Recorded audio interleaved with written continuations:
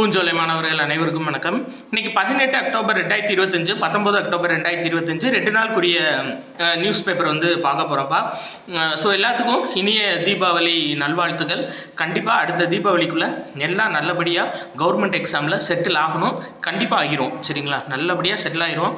அதே மாதிரி இன்றைக்கி வந்துட்டு நம்மளோட பிசி எக்ஸாம் எழுதுகிறவங்களுக்கு ஆன் டைம் கொஸ்டின் வந்துடும், ஆன்லைனில் வந்துடும். நேராக எழுத வர்றவங்க சொல்லிட்டேன், ஏற்கனவே இன்ஃபர்மேஷன் கொடுத்துட்டேன், வந்துருங்க. இன்றைக்கி டெஸ்ட்டு ஆட்டோமேட்டிக்காக நடக்கும், சரியா? ஏன்னா அடுத்து நம்மளுக்கு 9ஆம் தேதி எக்ஸாம் இருக்குல்லப்பா, அதை முடிச்சுட்டு நல்லபடியாக நம்ம தீபாவளி அடுத்த தீபாவளி வேலையோடு கொண்டாடிக்கலாம், ஓகேவா?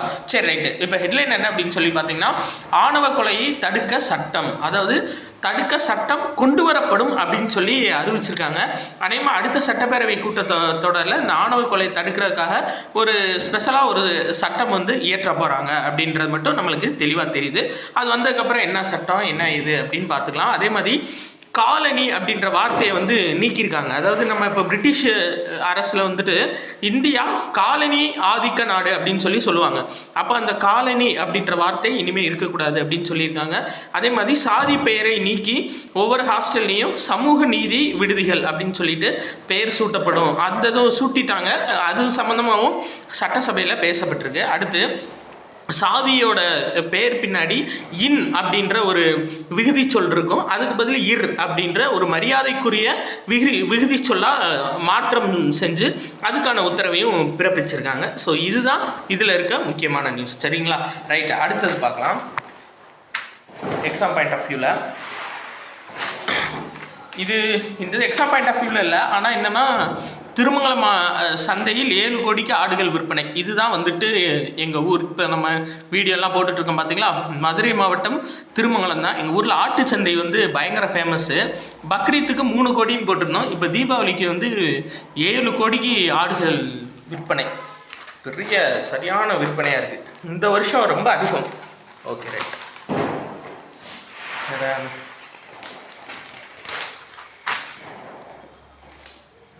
எக்ஸாம் பாயிண்ட் ஆஃப் வியூவில் இந்து சமய அறநிலைய கொடைகள் சட்ட திருத்த மசோதா நிறைவேற்றம் சொல்லியிருக்காங்க. என்னன்னா, ஒரு சமய நிறுவனத்தின் அறங்காவலர்கள் தங்கள் பொறுப்பில் உள்ள நிதியை பயன்படுத்தி சொத்துக்களை மேம்படுத்த அதிகாரம் அளிக்கும் வகைமுறை இல்லைன்னு கொடுத்துட்டாங்க.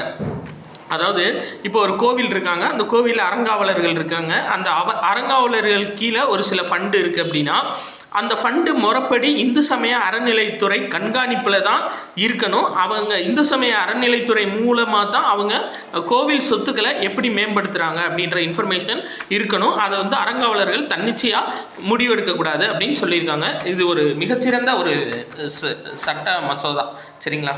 இதை ஞாபகம் வச்சுக்கோங்க பேசிக்காக. அதுதான் அதில் எக்ஸாம் பாயிண்ட் ஆஃப் வியூவில் இருக்குது, வேறு எது இல்லை.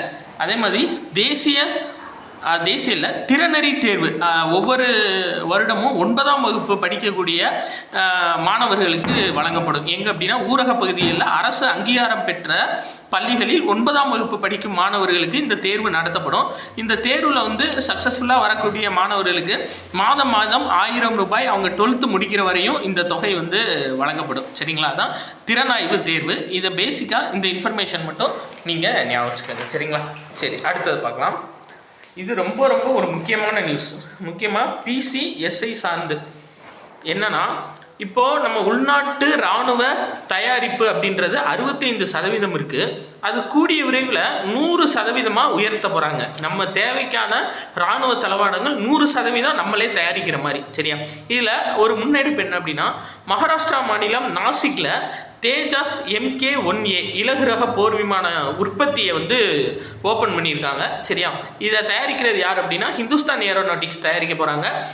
முதல் கட்டமாக 24 இலகு ரக போர் விமானங்கள் தயாரிக்கப்பட உள்ளது. ஸோ இது ரொம்ப முக்கியமானது.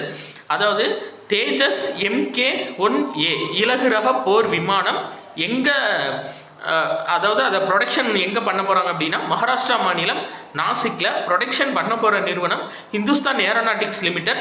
மொத்தம் 24 போர் விமானங்கள் முதல் கட்டமாக தயாரிக்க போகிறாங்க, சரிங்களா? இது ரொம்ப முக்கியமான. நான் சொன்னேன் பார்த்தீங்களா, 65% இப்போ ரீசெண்டாக உள்நாட்டிலேயே நம்ம தயாரிச்சிட்டு இருக்கோம் நம்மளோட இராணுவ தளவாடங்களை. அடுத்து வந்து இப்போ 100% உயர்த்துறது தான் இதோட இலக்குன்னு சொல்லியிருக்காங்க. அடுத்து இந்த ஞாபகம் வச்சுக்கோங்க. இலங்கை பிரதமர் பேர் ஹரிணி அமரசூரியா. அவங்க நம்ம இந்தியா சுற்றுப்பயணம் வந்திருக்காங்க. ஸோ இது மட்டும் முக்கியம். அதே மாதிரி சத்தீஸ்கரில் 210 நக்சல்கள் சரணடைஞ்சிருக்காங்க. இதில் சத்தீஸ்கரோட முதலமைச்சர் பேர் விஷ்ணு தேவ் சாய். அப்போது இந்த முதலமைச்சர் பேர் ஃபுல்லாக நீங்கள் ஞாபகம் வச்சுக்கணும். ஒவ்வொரு மாநிலத்தோட முதலமைச்சர்கள் யார் யார் அப்படின்றத தெரிஞ்சு வச்சுக்கணும். ஸோ குஜராத்தை பொறுத்தவரை அதோட முதல்வர் பூபேந்திர பட்டேல். அதே மாதிரி சத்தீஸ்கருக்கு விஷ்ணு தேவ் சாய். சரியா, ரைட்டுங்க. அடுத்தது பார்க்கலாம்.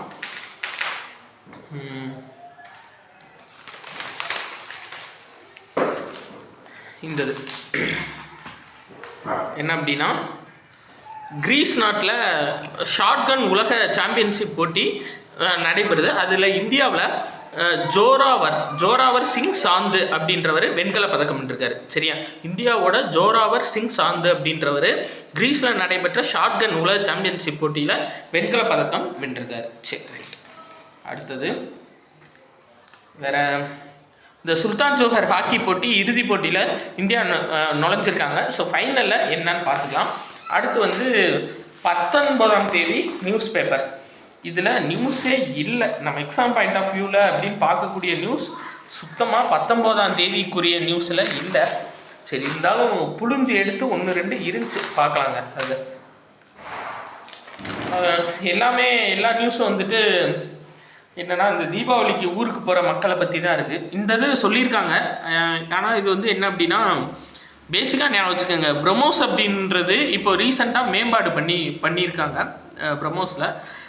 அதில் வந்துட்டு என்னென்னா, பாகிஸ்தானோட எல்லா பகுதியும் கவர் ஆகிற மாதிரி இந்த பிரம்மோஸ் ஏவுகணை தயாரிக்கப்பட்டிருக்கு. அதாவது இந்தியாவிலேருந்து வீசப்பட்ட பிரம்மோஸ் ஏவுகணை பாகிஸ்தானோட எந்த பகுதிகளையும் தாக்கக்கூடிய ஒரு செயல்பாடில் இருக்குது. இது மெயினாக என்னன்னு பார்த்தீங்கன்னா, இதுதான். உத்தரப்பிரதேச மாநிலம் லக்னோவில் உள்ள பிரம்மோஸ் ஏரோஸ்பேஸ் ஆலையில் தயாரிக்கப்பட்ட பிரம்மோஸ் ஏவுகணையின் முதலாவது தொகுப்பை பயன்பாட்டுக்கு தொடங்கி வச்சிருக்காரு. அப்போ இந்த இது எக்ஸாம் பாயிண்ட் ஆஃப் வியூவில் முக்கியம். என்னன்னா, உத்தரப்பிரதேச மாநிலம் லக்னோவில் பிரம்மோஸ் ஏரோஸ்பேஸ் ஆலை துவங்கப்பட்டுச்சு. நம்ம ஏற்கனவே ஒரு 2 மாதத்துக்கு முன்னாடி நியூஸ் பேப்பரில் பார்த்தோம். அது திரும்ப வந்திருக்கு. அப்போது பிரம்மோஸ் ஏரோஸ்பேஸ் ஆலை எங்கே வந்து துவங்கப்பட்டிருக்கு அப்படின்னா, உத்தரப்பிரதேச மாநிலம் லக்னோவில். சரிங்களா, ரைட். அடுத்தது பார்க்கலாம். வேறு இதில் அந்த ஒரு நியூஸ் தான் இருந்துச்சு, வேறு நியூஸ் இல்லை. இந்ததுங்க, இந்தியாவோட ஏற்றுமதி வளரும்னு சொல்லியிருக்காரு. பட் அது சார்ந்து எதுவும் இல்லை. ரைட்.